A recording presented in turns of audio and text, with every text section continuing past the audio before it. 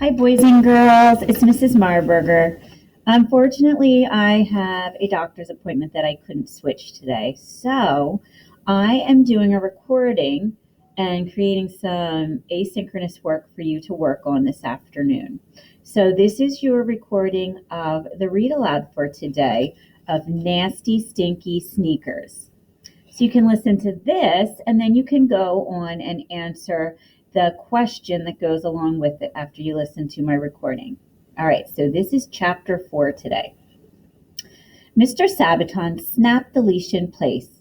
Bruno snuffled along the sidewalk. His head was down. His butt was up. His nose sniffed from side to side. He's being a vacuum cleaner. Webster made a quick grab for Bruno's tail. Don't mess with him, Colin said. Let him concentrate. I was wondering if perhaps we should blindfold him, Mr. Sabaton suggested. Fewer distractions, you know. Great idea, Colin said. But with what? Mr. Sabaton pulled a red handkerchief from his pocket and tied it around Bruno's eyes. Bruno's tail never stopped wagging. Then he was off again. He passed the donut shop. Remarkable, Mr. Sabaton said. He's on to something better than donuts, Webster said. Colin hopped on one foot. He picked a pebble of hard chewing gum off the sole of his other foot. Fortunately, it was not a stringy piece. Bruno passed the TV repair shop. He passed the Chinese market. He passed the laundromat. He dragged Mr. Sabaton into the video arcade with him. Colin, Webster, and Amy stopped. The place was almost empty, and not much wonder. It smelled terrible. Jack Dunn and his friend Croak were playing video game. They were wearing their white Little League uniforms with the red windbreaker that said, Power Up in big white letters across the back. Their cleats hung on long laces over their shoulders. One glance told Colin that Jack Dunn had his own sneakers on. Spaceman zoomed across a lighted screen in front of them. Bruno pulled so hard on his leash that it slipped out of Mr. Sabaton's hand. He bounded across the floor to grovel at Jack Dunn's feet. Oh my gosh, whispered Amy. How did he do that when he couldn't even see? But those aren't your sneakers. They are... Colin? Course not, Colin said. Bruno's telling us that the thief is Jack Dunn. If he spoke and he said, that's the guy who took your sneakers, it couldn't be plainer. It's like he's putting up a paw and pointing. You don't think he just likes the way Jack Dunn's sneakers smell, do you? Amy said. Jack Dunn had noticed the dog now. Hey, look at the weird pooch with a thing over his eyes, he said. He bopped the top of Bruno's head. Get lost, weird pooch. Quit licking around me. Don't you dare touch that dog, Amy yelled. Jack stared across the empty arcade and grinned. Oh, Croak, he said. Look what the cat dragged in. Croak turned his cap so that the peak was in the back. That was no cat. That was an ugly old dog with a thing across his eyes, he said. He's part bloodhound, Amy said, and he's blindfolded so nothing can distract him. What did she say? Jack Dunn asked Croak.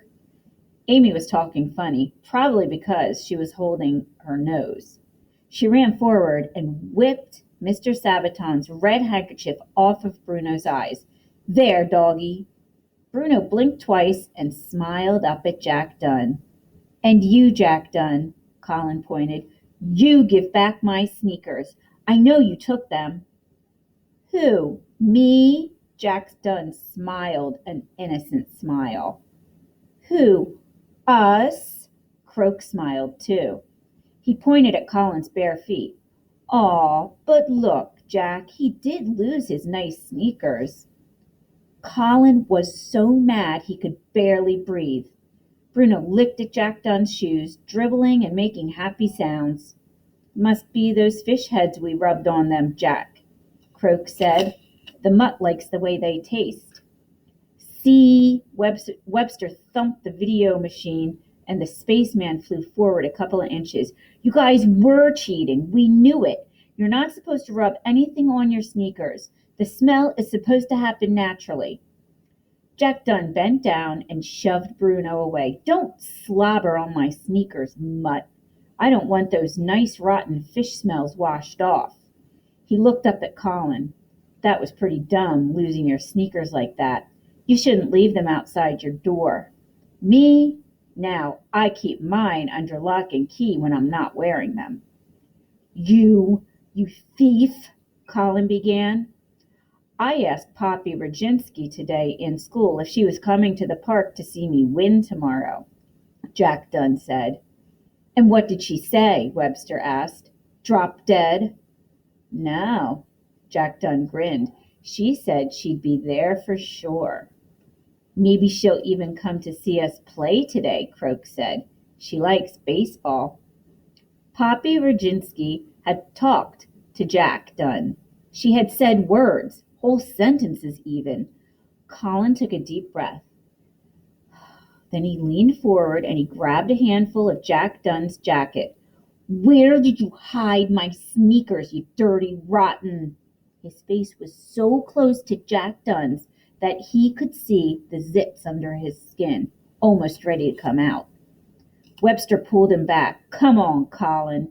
We don't have any time to waste. He pushed Colin in front of him to the door. Mr. Sabaton and Amy dragged Bruno on his leash. Bruno did not want to leave.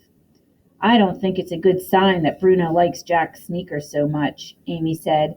They are pretty stinky. Maybe he will win after all. Colin's were worse, Webster said. Bruno wouldn't even go near Colin's. That's how bad they were. Colin's were abominations. But what does it matter now? Colin's are gone. Gone. Colin thought that was the saddest word he had ever heard. And that is the end of chapter 4. Bummer. They still aren't 100% sure that it is Jack Dunn that stole them, but they have a pretty good idea. He's kind of making it sound like he did, but they're not for sure. So now what do they do? I don't know. We'll have to wait till tomorrow to find out what happens next. All right, so now that you're done listening, you're going to go into your folder for today in EL in Thursday, and you're going to find the assignment that goes along with Nasty, Stinky Sneakers, Chapter 4. All right, thanks, guys. I'll see you tomorrow.